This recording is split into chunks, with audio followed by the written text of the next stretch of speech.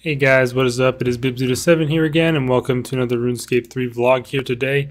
In this video, we're going to be talking about this week's update and patch notes, and we have quite a doozy this week. Tons of patches relating to combat and bosses, so there's going to be a bunch of stuff to cover, and some really sweet patches that a lot of us have been waiting a long time to see finally came out this week in this Ninja Strike. It's called Combat Cleanup Strike. Also, I didn't make a video last week for the patch week because there's basically nothing in here that is even worth mentioning. I don't think there was even a single thing that I would have normally gone over in this patch note list that I can remember. So yeah, there was nothing really last week, but this week, I mean, it's so many things. The ones they highlight here is Elite Dungeon drop rate changes, Virago changes. The Virago changes are huge. Smoke Tendrils has been updated, and boss fights can be measured in milliseconds, but the list in the patch notes is like a million miles longer. So let's start with Virago, as it's at the top here. They removed the delay at the end of each gap jump, which I assume means on phase 1 when you're climbing the cliff. I'm actually going to get out a bunch of food here so I can try this out. And they also added a timer bar to Virago showing the entry, the charge time for the entry attack, which I think is really nice.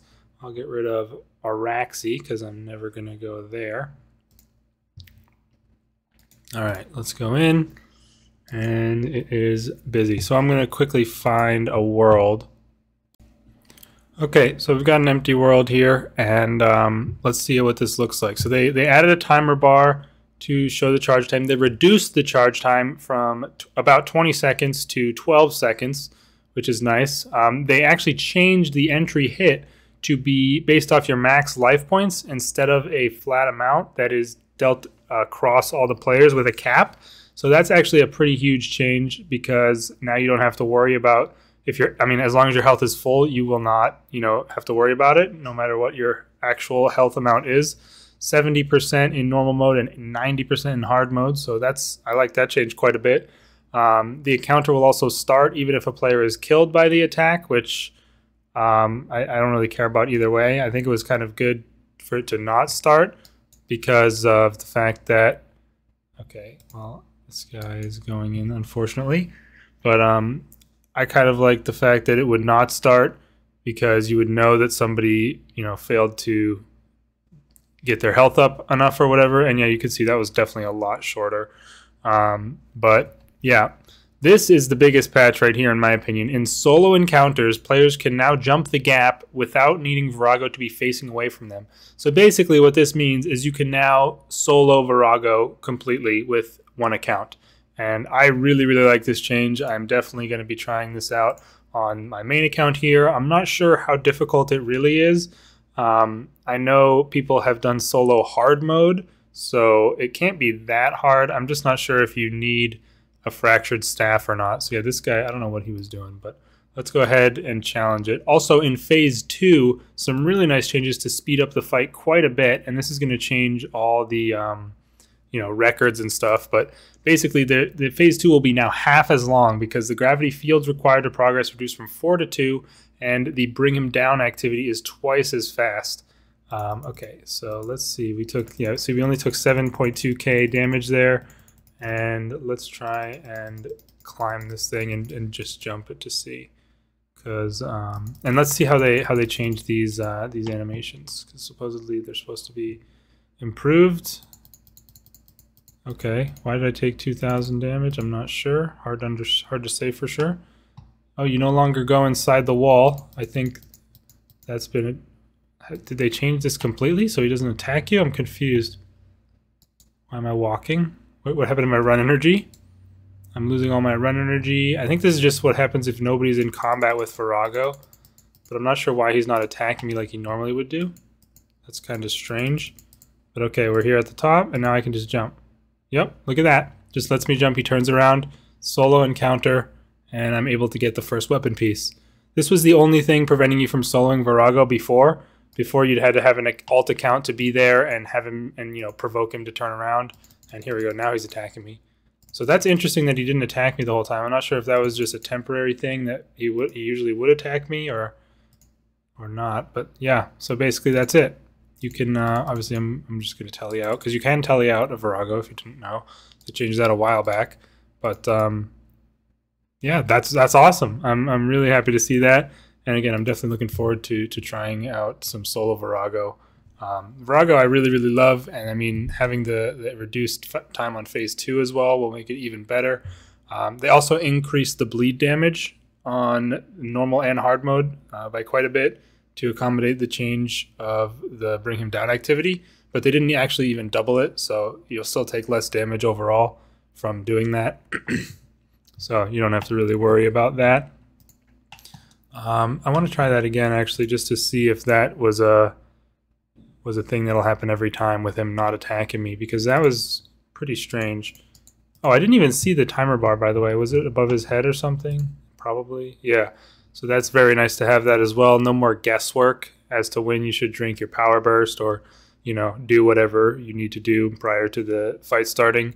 Like that a lot. So let's go in 7.2k again. And I mean, I guess I could just hold down my eat button. All right, let's spam click it so we get in right away. See, usually right here, you would get the message, Virago has sent a red bomb after you run. At least whenever I've done TL5, that is how it's been. But he's not doing that right now. So I'm not sure if this is just because I'm in a solo encounter and this is how it works, or if they changed it in some way so that he'll no longer attack you directly if you're on the cliff. I don't know. Definitely not what I would expect to happen. And I mean, this makes it a billion times easier to climb the cliff. I mean, when you're taking blues and reds when you're climbing the cliff, it's pretty dangerous sometimes, and this is way less scary. So I definitely prefer that if that's the way it's going to be for solo encounters. But yep, there we go. We were able to do it again, and yeah, this I'm just so excited about. I really like to see that. I think it's kind of a good thing that they. I mean, I think this is something that should be the case at every boss, and I'm trying to think, and I don't think there's any other boss where this was an issue, but like that's just something that you could not do by yourself. It was physically impossible to do in a solo encounter to get him to turn around like that. So that is a really nice change, and I think it's really good that they removed that restriction. Let me just look. I don't think there's any other group boss where it's impossible to solo because of something like that. I mean, I don't think there's even any other group boss that hasn't been soloed as far as I remember. I'm just scanning through the list here to verify that. People have done solo AOD, which I'm sure most people wouldn't expect to be possible. Solo Solok has been done since the changes that have been made to him. So yeah, now every boss is legitimately soloable. Oh wow, look at that! They added decimals to your kill times. I didn't know that they were doing that on the list there. But yeah, huge changes to Virago.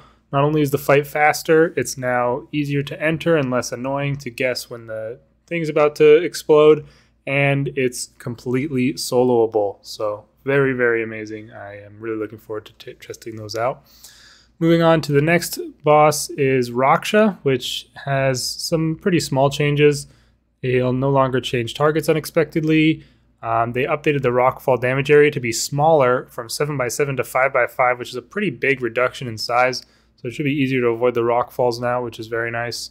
In phase 4, there was some blocking to tiles. They made the shadow anima now absorb more consistently, which is nice. And it no longer has a clickable absorb option to prevent accidental interactions, which is good because I don't think anybody would have actually clicked that, and it would just sort of get in the way of, you know, you trying to walk around. This one is actually so big because people have been asking for this for actual eternity. Reduced the length of the intro animation for players who have previously killed the Queen Black Dragon. So let's check how long this is now. Quick instance encounter. Previously, I think this was like 14 seconds long to get into the cube. Oh, she's already sitting up. No way am I going to be able to attack it. Oh my god, they completely removed it. That is amazing. So yeah, previously I wouldn't have been able to attack it, and this is probably going to hurt. until like right now-ish, I think. So that is a huge change to the QBD. Going to make it much, much less annoying to kill, because I know a lot of people can kill it in like, I think it was like, 30 to 40 seconds. So that would be like half the kill time waiting for it to spawn. So that is an amazing change. I'm really happy they finally changed that. People have been asking for that forever. So that is huge. They also did that for Nex, which I never heard anyone talk about, but Nex did have a really long spawn animation where she called for each of her minions. So let's see. I think I have the 10 mil thing. Okay, good. I can just jump down into the public encounter because I'm not trying to pay 800K or whatever. And it should be fine. It should be the same way. So let's see what it looks like here. I assume it doesn't matter because it doesn't say you have to have killed it before. It just says they reduced the intro, which is different from the QBD, which says they changed the only for people who have killed it before. Fumis, Umbra. Okay, yeah, she's calling the minions much faster, but it's... Yeah, okay, that's quite a bit faster. But it's not like completely removed or anything, so still have to wait through that, but still not too bad. Glad that they've made those changes to make, killing bosses a little bit less cumbersome and tedious, waiting for animations to finish just to do the fights. So in a similar vein to the Phase 2 Virago changes, I guess, if you think about it. So that's really nice. For Zuck, you're now able to change the arrival point to be right in front of him, which is definitely a nice thing to have because, previously you would have spawned... Did you see him T-posing there in the loading screen? That was funny. I've never seen that before. But previously you would spawn all the way over there by the chest and have to, surge or run up to him or whatever. So this will just make it easier to get your kills started more quickly. I kind of want to try and see if he does that again because it was kind of funny looking. Let's go through the portal. Yeah, you can see him T-posing. That's hilarious. Anyway, they have also changed the drop rates of a lot of items in elite dungeons, which I was surprised to see. They've basically made them to be a unified drop rate per clear, which they've done at a lot of bosses for different things. Like at AOD, they changed the drop rates a while back to be the same per kill, I think, regardless of the number of players in the encounter. So I think this is the same sort of thing. Basically, ancient skills will drop at 50% and 33% of the solo rates in duo and trio. So basically, every one kill of the boss, 100% of the solo drop will occur. So if you're solo, you'll get the 100%. If you're duo, you'll each get 50, or if you're trio, you'll each get 33, which makes perfect sense. They've also done the same thing for Draconic Energy at the Dragonkin Laboratory, and they've actually nerfed the solo drop rates of codexes at ED2 to come in line with this change. They've made it 100 out of 10,000 down to 120 out of 10,000. And sorry for the typing here. I'm just going to check what that makes the actual drop rate. So that makes the actual drop rate... No, that can't be right. Can it? No. So that means it's 12 out of 1,000, right? So 12 out of 1,000 is... That would make it 12 out of 1,000. I'm trying to do the math here in my head. 24, 36, 1,000 divided by 36. Maybe I don't actually know how you calculate this, to be honest. But basically, it's more rare than it was before. Previously, it was 1 in every 33-ish runs you would get a codex. And, that's any codex from all the bosses. I think this probably would make it like 1 out of every 40-ish runs, just as an estimate, but I'm not sure if that's correct or not. I don't really understand how the whole math works out. I mean, obviously 120 is double 60 and triple 40, so it makes sense for how they want to do it. It's the same way as the energy. I just don't know exactly what the rate is in the end, because I am not smart and don't have the ability. I'm really bad with random statistic things like that. But basically, they've made it more rare in solo to bring it in line with the duo and trio rates, which I just find that kind of funny because I've just recently done like a ton of ED2 on my hardcore, and I'm still waiting on a codex after quite a long time. So yeah, that is just kind of strange to me. I thought they were already pretty rare. I would have expected if they were going to make a change like this to maybe increase the duo and trio rates, or maybe reduce all the rates overall to make it a little bit better. But nope, they made it more rare. Like I could definitely see like a 90, 45, 30 drop rate be good, but they decided to go with increasing the solo rates instead. And then for the Shadow Reef ED3, they actually made the drops more common in duo and trio than they were before. So solo is 180 out of 10k, which is unchanged, and duo and trio are now more common. So very interesting changes to Elite Dungeon drops. I think it definitely makes sense to go with this sort of approach to making the drops consistent across group sizes. I'm just not sure if the rates themselves are exactly the best at this point. But anyway, moving on now to abilities and spells. They made some changes to smoke tendrils, which they teased on Twitter over the last week. And basically, if you've been using Smoke Cloud or Staff of Armadale since their recent introduction, you may have happened upon a hidden bonus. They both work with smoke tendrils to guarantee a critical strike. So this feature wasn't originally intended. It's led to some interesting interactions. So we've made changes to ensure the critical strike functionality is part of smoke tendrils itself. So I guess smoke tendrils used to always crit, like it would just crit. Whenever I used it, I don't remember it ever not critting for a long time. I mean, I used it way before Fractured Staff of Armadale was in the game, and it's always just crit. So I don't know if that was a bug for a long time or something else, but that's always been a thing as far as I know.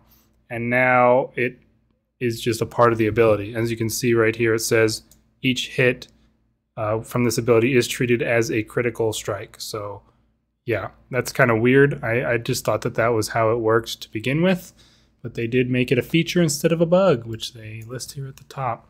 And it is now calculated in a more standardized way.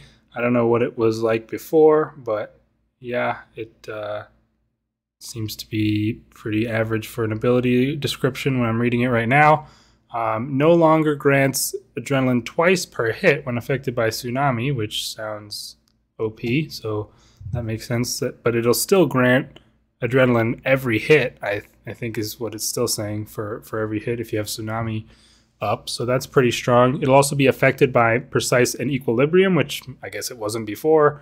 It'll give a critical strike each hit reliably, and the damage inflicted on you is now calculated separately from the damage dealt, which I guess it was influenced by it before. A critical strike that increases the damage into the top 95% can still occur through biting, and perk, and other bonuses. I don't even know what that means, to be honest with you. But yeah, I mean, that's good. They've made it so that it's more consistent and more what you would expect from the spell. I just never knew that it was a bug that the critical strike would always happen with smoke tendrils. So kind of strange, but good to know. Moving on now to the Ruby Aurora spell. Now applies the buff to all players. I'll be honest, I don't know what that spell does. That's one of the weird Saren spells that was released with, I think, the Light Within quest or something. I don't know where they're actually from exactly, but there's a bunch of them on here. I mean, all these Opal Aurora. What does this do? Increased damage output by 1% per stack, up to 3 stacks. So it now reliably gives that to other players. So that gives it up to a total of 3% increase of damage. I don't think that will be worth using over the, Insight Fear and Exsanguinates of the similar damage of spell, but you never know. It's good that it actually works. This change I quite like. The Havoc, Snipe, and Dragon Breath abilities can now be used to temporarily disable Acrose's prayers in Barrows. It's always was kind of annoying dealing with him because you had to bring an extra weapon switch, but now you can just disable his prayer with one of those PvP abilities and do it that way. So I like that quite a lot. That's a nice little interaction they've included, and it makes a lot of sense. Impatient will now work with Slice, Piercing Shot, Rack, and Ruin. Didn't know that it didn't work with those before, so good that it does now. This change pretty large for clue scrollers, especially those who don't have optimal teleports and are using lodestones for a lot of stuff. Surge, Escape, and Bladed Dive will no longer cause you to enter combat stance. So, I mean, easy demonstration. I surge, and I am not in combat, and I can lodestone teleport immediately if I want. So that's a pretty nice change. I like that quite a lot. And it's, I mean, it just basically make it nicer for people who do clue scrolls for the most part. However, they will also still maintain combat if you are in it. So you can still use them for adrenaline stalling. Sorry, my phone alarm is going off. But you can still use them for adrenaline stalling. And then using these abilities while adrenaline is draining will also still cause you to enter combat stance. So even if you fall out of combat stance when you're adrenaline stalling and, you know, miss out on a tick or so, you still can use these to get your combat stance back, which is nice. Now there's some amazing changes to Herblore bombs, which I really, really like. So this is massive QOL for using these things. Previously, they're quite clunky to use before and not very fun, but now they are much better. They increase the max throw range to 10 tiles, which I kind of want to actually quickly check what it was before. So please hold vulnerability bomb. I'm sure the wiki will have the history. Let's see. Maybe they didn't even update it yet. Is bomb that can be thrown? What is the range? 9 tiles. So they increased it by 1 to 10 tiles, I guess. Which I don't know if that's a big change or not, but basically they have made it so that when you throw it, it just uses it on your active target. And previously you'd have to throw it from your action bar. So you couldn't even throw it from your inventory. Maybe you can even do that. Yeah, you can probably do that now. If I want, I can just click it and it throws it. Oh my God, that's amazing. Because previously you had to have it on your action bar, then press your hotkey and then click on wherever or whomever you wanted to throw it on, which is actually so nice to have that changed.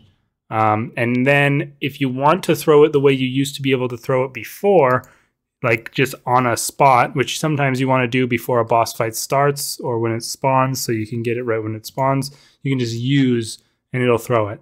That is super, super nice. I really, really like that. Did that put me in combat, throwing that? I think it did. Or did it not? Let's see. Let me wait for me to fall out. And it leaves the marker on the floor like the bladed dive thing. It does put you in combat, so that's interesting. I don't think that means much, but yep. Bombs can now be thrown at NPCs more consistently, which notably fixes issues with large bosses that are surrounded by blocking, like Astalarn and Raksha. Can you throw it at Telos P5 without having to click right next to him? That's what I want to know. But also when it's on the action bar, of course, so now I'm fighting, I press J, it just throws it right on the thing. So you can still have it bound and do that, and you can still right-click use from there if you want. But also, you can choose which way you want it to be when you drag it to the bar, which is actually a huge feature. So here you go, you have default or target. So if you click target, it's the old way where you click where you throw it. And I find this amazingly significant that they've changed it to be this. And oh, they don't even ask you if you're switching it because you're, huh, that's interesting. Because if you're already on the other way, I guess the only reason you wanted to do it is to switch it. But the fact that you're able to do this really, signifies to me that hopefully they're going to be able to do that for a lot of items before too long. This is something that people have wanted for an extremely long time, and that's being able to change the default option when you're adding something to your action bar. So, I mean, this is a pretty simple example, but say I'm wearing my Luck of the Dwarves and I drag it to my action bar. The option on it is Miscellanea if I press this button. But maybe I want it to be Grand Exchange, but I can't change that right now. But basically, it would look the same way as this. It would just have the list of the options, and then you pick the one you want to be the keybind option. So I really hope that they are able to use this to make that change before too long. It seems like a very similar system, so that would be really, really, really nice. And yeah, using bombs is so much nicer now.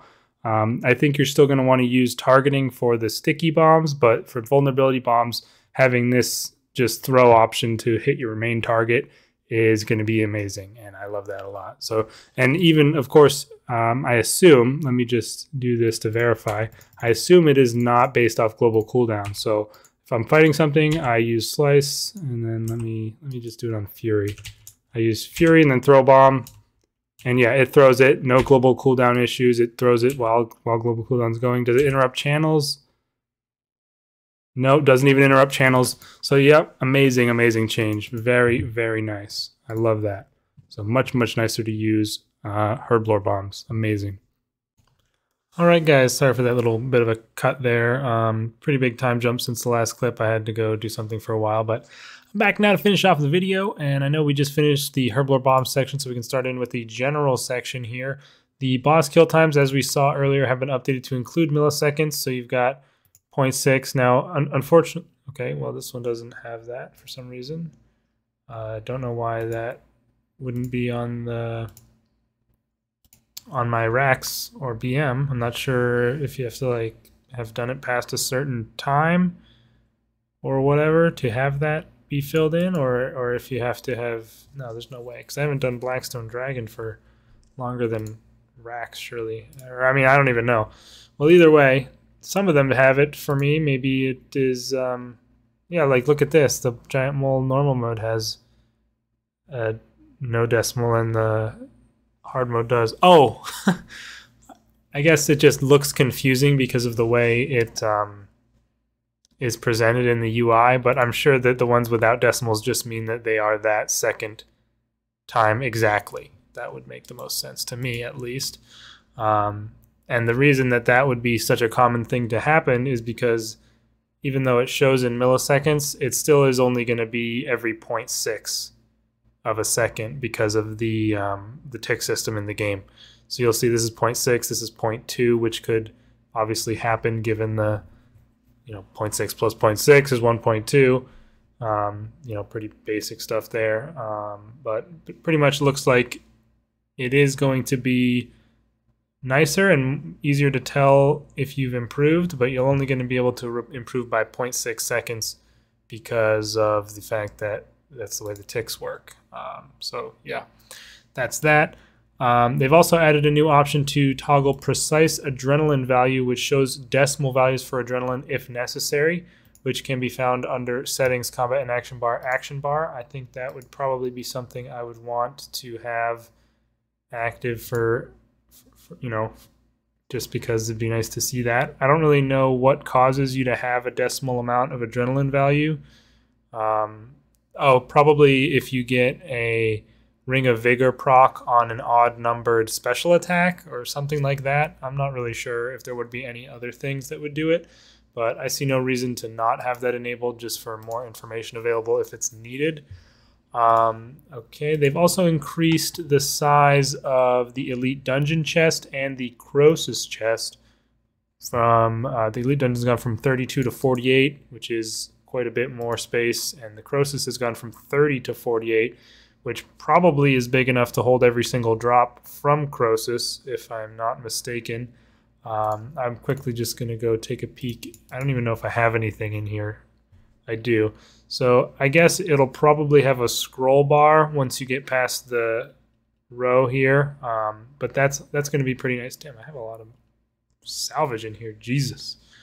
But yeah, that's going to be nice to not have to worry about your chest filling up as much, especially with random rare drop table items getting in there and stuff like that. So that's nice that they increase the size of that. I still wish they would let you move the stuff in it around. That would be so nice, because then you could have, all the relics from each dungeon all next to each other and stuff and make it nice and cool looking, but not available just yet, at least. They also added a buff bar icon for the active ammunition in your quiver, which I know people were asking for ever since the release of the Pernix quiver. I do not have a Pernix quiver, but I assume it still works with the Tyr and Wind quiver. Yes, it does. As you can see, there is a buff bar icon showing my Diamond Criminal Bolts E are in there, and even tells you the effect of them, which is very nice on the tooltip. So that'll be very good for people who use the Pernix quiver. You'll be able to see which ammunition you have active at any given time just by glancing at your buff bar there.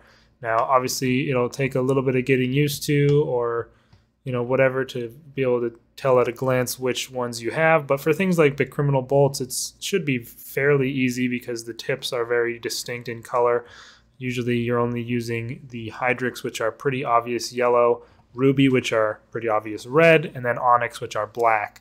I think those are the only 3 that people really use, and it should be easy to distinguish between them. As far as arrows and other things go, I don't really have a whole lot of experience using or looking at even the new arrows from Croesus, because I don't think anybody really uses them as far as I know. But I'm sure that they're all visually distinct enough that a buff bar icon is sufficient to tell the difference. So that's pretty sweet. I really like that they did that, and I'm sure it's much, much nicer for people who are using the Pernix Quiver for when they're switching their ammo. They also made it so that a preset with exact matching enabled will have the contents of the quiver respected, which is very, very nice as well, because obviously if I'm using a crossbow, which is pretty much what you're always using if you're going for best in slot, but you know, I'm sure people still use bows, and if you want to use any of those new arrows that are, you know, possibly worth using, but I'm not sure, you're going to want to be able to have the quiver have the right ammo in based on if you're using a crossbow or a bow. So having it automatically switch that ammo for you when you load the preset will be very, very convenient, and I like that a lot. And it could even be helpful for Pernix Quiver. Maybe you have 2 types of bolts that you use for a certain boss and 2 different types that you use for a different boss. Now you can have the preset remember which bolts you had in the quiver when you save it. So that's very nice. Ancient Elven Ritual Shard cooldown now resets when using the altar if you have the upgrade, which resets, I think it resets the, what is it, the Excalibur? I thought that was on the, I guess it isn't. I guess the Adrenaline Crystal is only the potion refresh. The Altar of War has the ability cooldowns. So that's nice. I've never even used that thing, but I would if I had it. And it's good, you know, gets you some extra prayer when you don't need inventory space or have... The heck was that? Oh, dropped something on the floor. My mistake there. But yeah, that's pretty cool. They've also increased the damage cap at War's Retreat dummies to 10 and 12k for crits. I'm not sure what it was before or why it wasn't that, because that's the normal damage cap. But yeah, that's that. They've also made it so that you can dispense dragon, undead, and demon dummies here, because then you can test out things like the perks and sigils. And I think, are they still called that? Or I guess they're not called sigils anymore, but what used to be the sigils converted to abilities, Undead Slayer, all those. So that's pretty cool. It lets you test those. Let me see if it looks different. No, it doesn't. But it does say Dragon Training Dummy. So that's pretty cool. I don't really use the dummies that much, especially not for testing hits, but for people who do, that's probably important.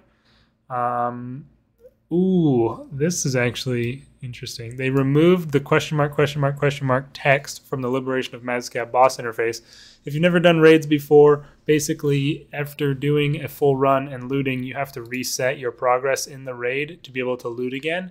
And always in that interface, it said Beastmaster Durzag and Yakamaru and would show you which ones you'd killed. But there was also a third listing there that just said question mark, like there was a boss coming that was going to be after Yakamaru, and they've removed that. So I guess they are no longer even considering adding a third boss. Maybe they'll add a whole separate raid at some point, who knows, but I guess that's kind of a significant indication that they're not looking at raids, at least not anytime soon.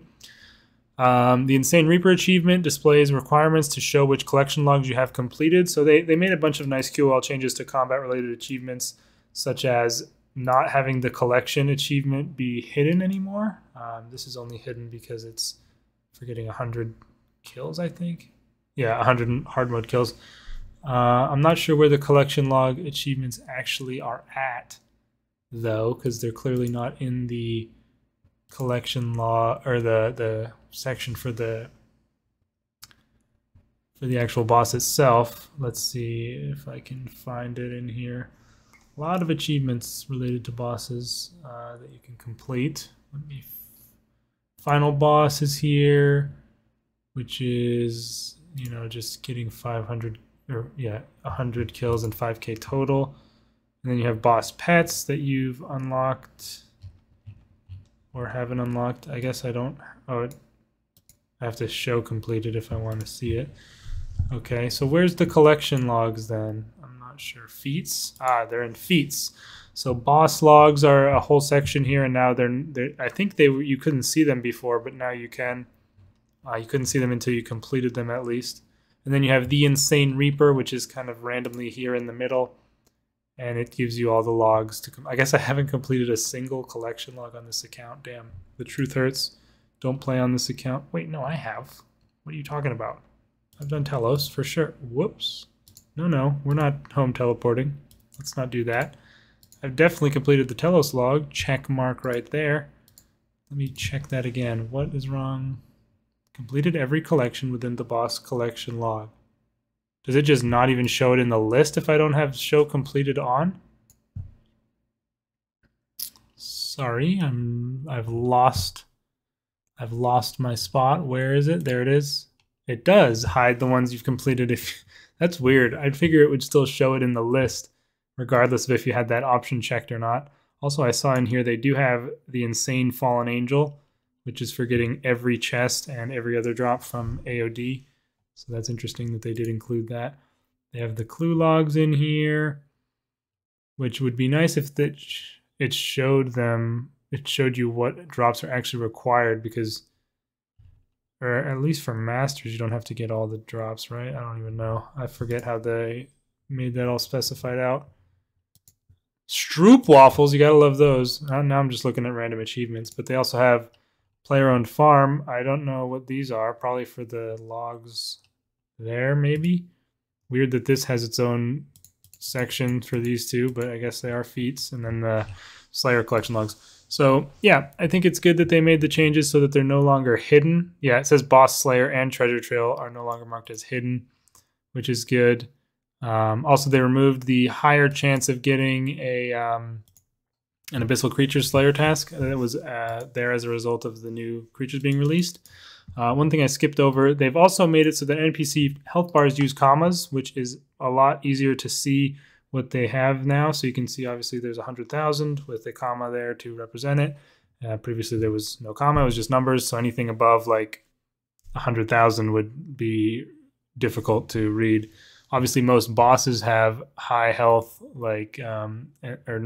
most things that have high health are bosses which have a health bar on the top of the screen.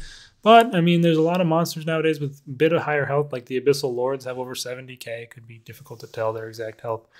Not that that's super important, but still, nice that they made it more readable regardless. Moving on, updated the requirements for Kindred Monster and Mana Farm Teleport. Not important.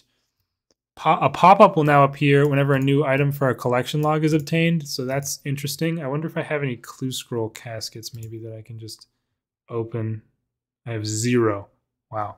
Okay. Well, either way, they showed a preview of this on Twitter a while back. It's pretty much the same as like an achievement pop-up, which is just a little rectangle that says whatever achievement you completed and what it was. So that's there. I don't know how much I like that really. I kind of don't like it, but I'm not sure. I'll have to see what it looks like when I get my next item for a collection log. But you can turn it off, which is in settings, interfaces, information windows, and collection log pop-ups right here. So you are able to turn it off if you don't like it. So I'll decide that after experiencing it at least once. Very big patch that's just sitting down here in other is this one. Soul Rune production has basically been tripled. Well, not basically, it has been tripled. They basically just took the amount that you got before, multiplied it by 3. So now you get triple the amount of soul runes while crafting them at the soul altar, which is really a lot of a difference. I'm not sure how it will now compare to rune volumes that you get from doing other methods. I'm sure it'll still be less, but I mean, not sure how much less. It'll definitely be much better for people to do, I assume. I'm not sure what the GP per hour was before, but now it'll probably be much higher, or at least it'll be triple that for however long soul runes are made at the price that they are. So very significant one right there that you might not notice. XP is the same, which makes sense because it's really good already. So that's pretty cool. Oh, they updated this was actually something that annoyed me during Clue Scrolls. They updated the Trollheim Teleport to distinguish it from the Taverley Teleport, and now it's just a troll face. So much different. And I guess that's good. I mean, you'll get used to the change to the Trollheim Teleport, and it was really dumb that they were both just T's because that was hard to distinguish. And then if you put them on an action bar, that it's impossible to tell the difference at that point. They also say a Tetra Compass location in Tyrannwyn has been moved for better ease of access. I assume that means the one that was off on one of these stupid poison waste islands that you had to like jump across like a billion of them from here to get to. That was really annoying and stupid, and wasted a ton of time when doing Tetra Compasses. I'm just assuming that that's the one that they moved. I don't have any Tetra Compasses to test it or anything like that, but that would obviously make the most sense. Very annoying that it was in the middle of the poison waste and having to jump across those. So that must be what they meant for that, surely. They finally removed the sneaky piece of coral that was accidentally placed into Artie, which I think is funny that lasted for, I think it lasted for like 3 weeks. Oh, pretty big patch right here as well. The render distance of players and NPCs in the wilderness has been increased to match the rest of the world. So that's very, very big change, honestly, because I know most people, or pretty much everybody who's been in the wilderness before, knows that while you're in there, your view distance was a lot smaller for being able to see players and NPCs. But now it's the same as everywhere else, which is a lot longer. So you're going to have a lot more trouble hiding from people at things like lava strikeworms and revenants. However, you're also going to be able to see them coming from a lot farther away if you're paying attention. So it's pretty significant for anyone who does anything in the wild. And let's see. So let's watch. This guy's doing rune crafting, so we're going to watch him go. And I'll be able to see him go pretty much all the way up to the edge of the river here. And then, there's the Zamorak Mage. Previously, and that's you could see that before if you were standing here previously. But then before this update, if you stepped into the wild, you'd only be able to see up to like right here-ish, I would say. It's just a guess. But you can definitely see a lot less far, or you could before. But now it's been changed, and you can see as far as anywhere else. So there's that's a very big change just snuck into the patch notes that people might not notice. So if you're doing lava strikeworms or something like that, keep a better eye out.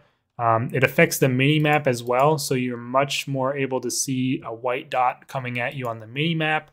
You can keep a better eye out while you're at any of the wilderness locations and get away more easily if you're quick to react. So I like that a lot personally. Let's see, was there anything else in here that I want to mention? Nothing that important, I don't think. Fixed a bunch of random issues. Clay sites, no. Defense pylons can no longer attack players in the boss arena. Okay, that makes sense. And that's it. So humongous patch, really long video here, of course, but this patch absolutely massive.